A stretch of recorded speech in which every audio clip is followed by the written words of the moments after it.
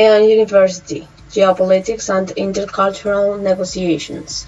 Guideline 2, Intercultural Negotiation to Direct Companies, by Daniela Alejandra Sánchez Páez and Julian Alexander Mata Castaño.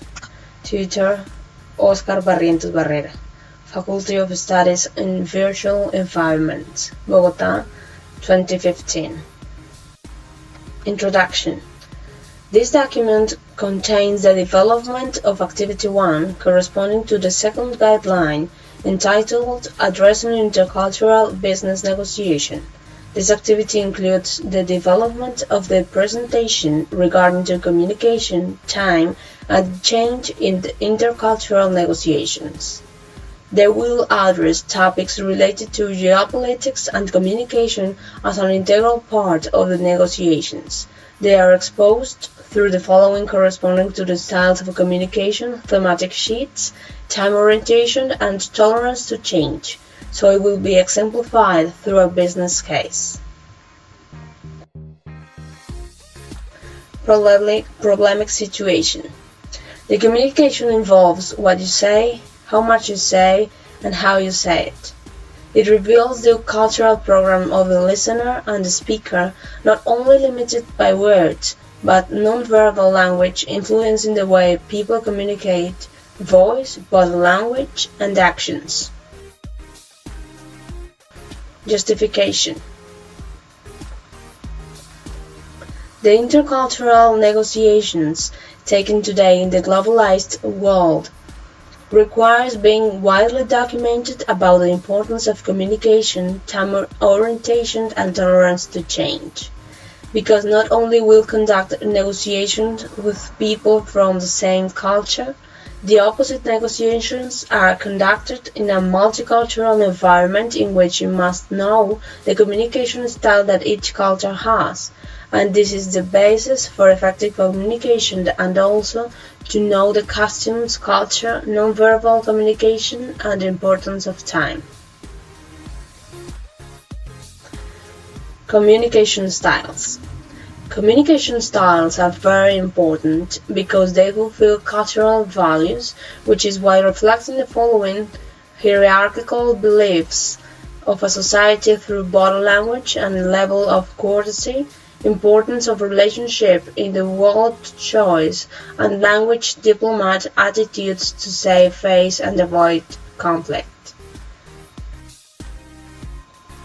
As an example, we take the management of intercultural communication of Coca-Cola Company.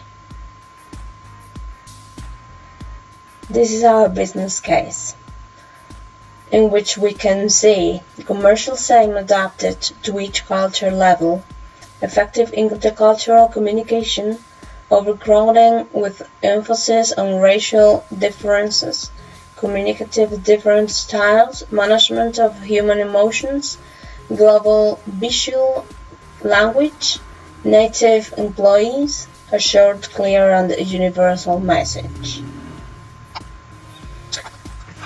Communication can be best summarized as the transmission of a message from a sender to a receiver in an understandable manner.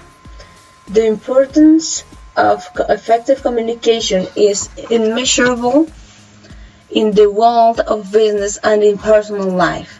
From a business perspective, effective communication is an absolute must because it commonly accounts for the difference between success and failure, on profit and loss. It has become clear that effective business communication is critical to the successful operation of modern enterprise. Every business person needs to understand the fundamentals of effective communication. Creating strong relationships is at the heart of any successful business. By sharing values, building trust, and providing mutual benefit to a wide range of consumers, customers, and other stakeholders, Coca-Cola aims to fulfill its promise to benefit and refresh everyone who is touched by its business. Verbal communication needs to be indirect, as Coca-Cola with its customers through verbal communication. The company, through its production centers, has many opportunities for its trained staff to talk to customers about all issues. Oral communication. Oral communication is information spoken by mouth. The use of speech. Some of the examples of oral communication are face-to-face communication, telephonic communication, public address system, speech, informal rumor mill, grapevine, audio and visual media, radio, TV, lectures, conference, interchange of views, meetings, cultural affairs. Written communication it is another way of communication, and it stands for the means of written symbols, either printed or handwritten. Some of the examples are orders, instructions, letters, memos, reports, policy manuals, information bulletin, and compliance system, suggestion system, between others. And on the other hand, we have nonverbal communication covers a wide range of methods. These include visual elements such as the Coca-Cola logo, adverts in newspapers, TV and other media, as well as the company's image. This helps to determine brand positioning. This is how others view the company in relation to its rivals. Brand positioning involves creating an image by which people recognize what a brand stands for. Body language includes facial expression, eye contact, postures, gestures, and touch. Language, the way we say something rather than we say, is another nonverbal code. And finally, a sign language, in which instead of conveyed sound patterns, uses visually transmitted sound patterns.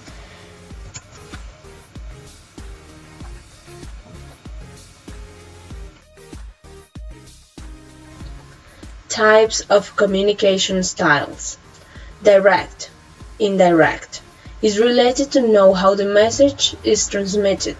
In cultures with directness, people say what they think in a clear way without a lot of information, which is totally opposed to indirect communication. High context. Low people with high context communication in this typology like to have a detailed, unlike the low context cultures, as it only requires accurate information. Nonverbal communication. This is referring to the message conveyed through body language, eye contact, tone of voice, and gestures of the body.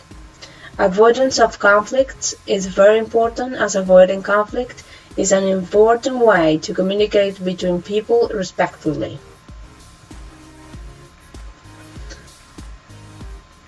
Time orientation. Time orientation is the degree in which people think they can control time, and if the roles and people are more important. It affects time management, short and long-term planning, and agendas deadline adherences. The time orientation is vital, as it is one of the main factors influencing relations and negotiations conducted by different cultures. There are cultures under time which do not give much importance to a strict compliance schedule and are very flexible in terms of time, while for other cultures time represents a fundamental aspect, being time is one of the most important features in order to meet the schedule completely. The tolerance to change is a very important factor, since identifying the achieved people response to change, it also measures perceptions to tolerate risk and take on new goals. This pillar is extremely important, as we see in the globalized world in which we find how things evolve constantly. At the same time, it is possible to demonstrate how through new technologies and employees of a company it should tolerate such change to improve their skills and stay ahead. Conclusions. The communication is an essential factor in intercultural negotiations, since it depends on the feasibility and how consolidate an agreement. It is vital to know the styles of communication, as all cultures does not occur uniformly. It is a very different culture, for instance, the North American versus Indian culture. That is why to negotiate, first you should get to know the culture, not only from the part of the language, but in terms of body language and expressions to convey the message properly. In an intercultural negotiation, time orientation is fundamental due to cultures leading towards the monochrome ones. There are cultures in which polychronic is a feature of being flexible in terms of time. Finally, companies and individuals must be open to change, and this is an essential factor in a company due to the changes occurring daily around us. So it is essential to tolerate and adapt to changes. Thank you so much.